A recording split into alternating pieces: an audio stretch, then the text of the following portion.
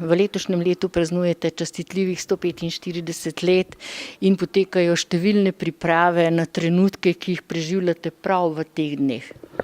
Ja, priprave so začele teči že lansko leto v maju, ko smo prvikrat organizirali sejo organizacijskega odbora. Potem smo imeli 6 sej in vsa tekoča dela, vse smo sproti upravili tako, da bo danes upam, da prireditev uspela. In kakšna je vaša prehojena pot pihalnega orkestra? Koliko imate članov?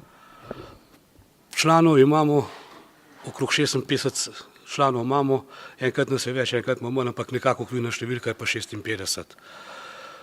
Imamo pa tako dosti nastopov, plus temu jubileju že naslednji petek zopet nastopamo in največ bo to, ko bomo 26.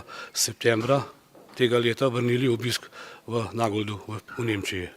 Kako se je pihalni orkester spreminjal skozi leto, samo zasedbo, po samem izboru, repertoarju samih melodij?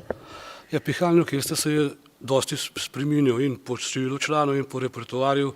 Vsak dirigent, ki je nov prišel, je svoj program dal, tako da skozi nekaj novega. No. Je pa za vsi repertoar tudi tako, kakšni so nastopi, vse to je odvisno od tega. In jutri, če vam bo naklonjeno vreme, gostuje pri vas koliko pihalnih orkestrov, potekala bo parada po Jesenicah? No, moram povedati, da parada bo ob vsakem vremenu. Če nam bo vreme služilo, bo tako, da bo šla parada od Gorenjskega Sončka mimo supermarketa Špar na prireditveni prostor pred glasbeno šolo. V slučaju slabega vremena bo pa parada v hali Podmežaklo.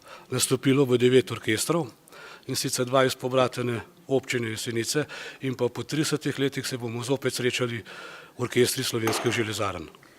No, in tukaj so pri vas na obisku tudi iz pobratenega mesta Nagold, s katerim so Jesenice že kar dolgo časa pobratene in mislim, da je celo pihalni orkester tu.